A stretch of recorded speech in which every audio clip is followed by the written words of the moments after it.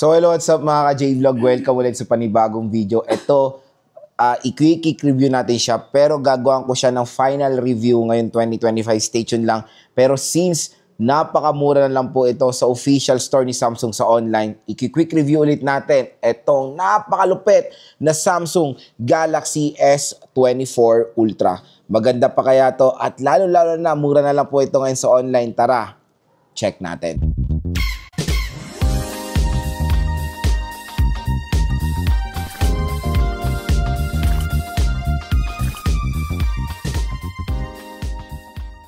So yun mga ka-J-Vlog, gumawa na tayo ng review nito last year and ng early 2025, the Samsung Galaxy S24 Ultra. So this smartphone is napakalupit at napakalakas na device ni Samsung nung lumabas nung year 2024.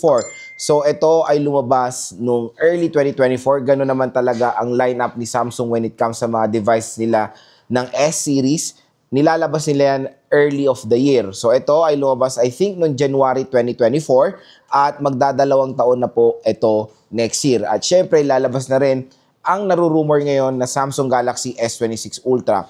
Ang magandang balita kasi dito sa S24 Ultra, napakamura na lang po nito ngayon. Mabibili nyo sa official store ni Samsung sa online. So yung S24 Ultra doon, hindi ako nagkakamali. Usually naglalaro na lang yan sa 48,000 pesos for the 256GB of internal storage. Tapos, pag clinic nyo pa dito yung ating view products, makukuha nyo pa ng bagsak presyo itong S24 Ultra, nasa 47,000 na lang siya. At ito pa, magandang balita, pag sale, ang presyo ng S24 Ultra as of November 17, 2020, 17 ba 18?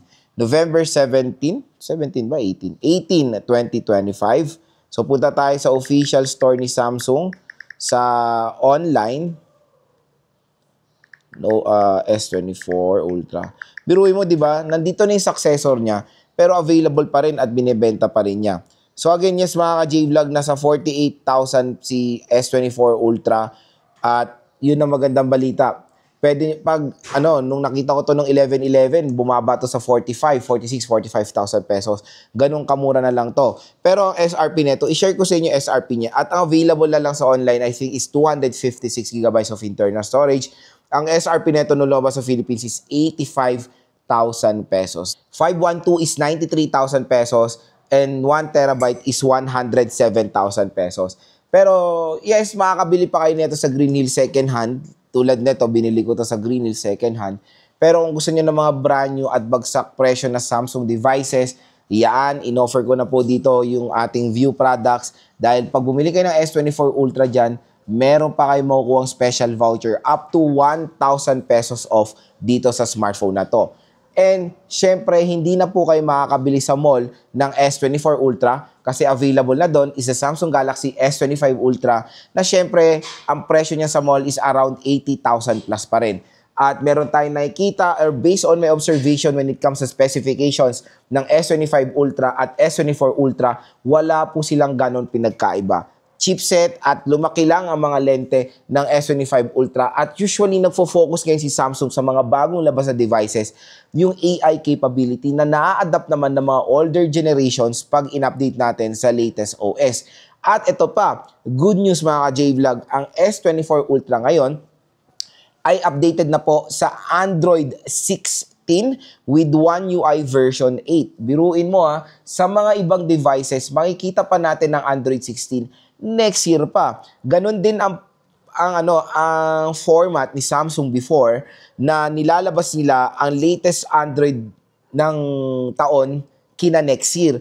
Pero ngayon mga ka-J-Vlog, gumaganda yung track nila sa software update kasi nung lumabas din ng Android 16, few months nilabas na rin nila yan sa kanilang mga smartphone. So napaka-solid at very innovative kay Samsung yung ganyang mga ginagawa nila. Kasi yung S26 Ultra, yan din ang magiging software niyan, Android 16 One UI version 8. Nakita na natin or na-first hand na rin atin agad sa mga older generation ng Samsung. Biruin mo, itong S24 Ultra, when it comes sa longevity, paniguradong matagal nyo magagamit ito.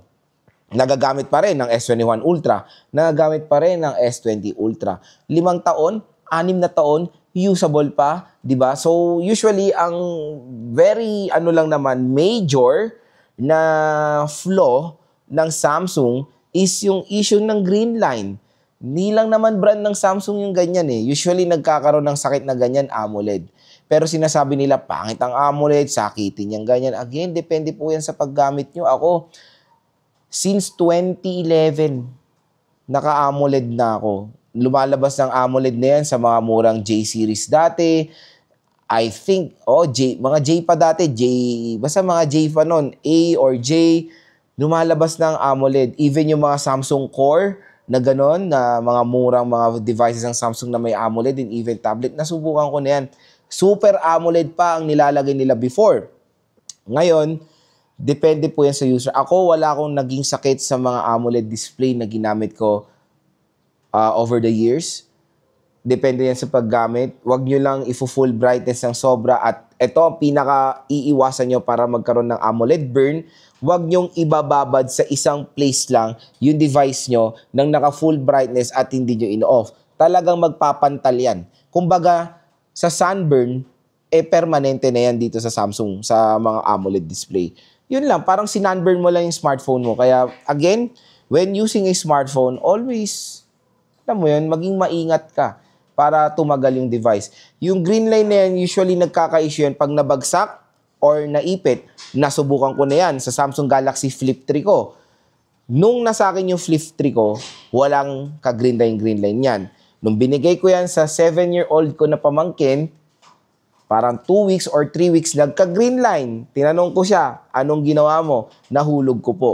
Ayun, lumabas ang green line, isa lang, tapos yung isa, naipit niya, nanganak. Naging 2 na yung green line. So again, yung mga ganyang mga scenario, usually nagdedepende po yan sa user. Kaya okay naman pong i-purchase ang mga Samsung devices, especially the AMOLED, Dynamic AMOLED. Lahat po yan mga ka-J-Vlog ay napaganda na mapoprovide sa ating screen display sa ganito mga segment. At yun nga, goodbye na tayo sa curved display sa S24 Ultra. Dito po nagsimula yan.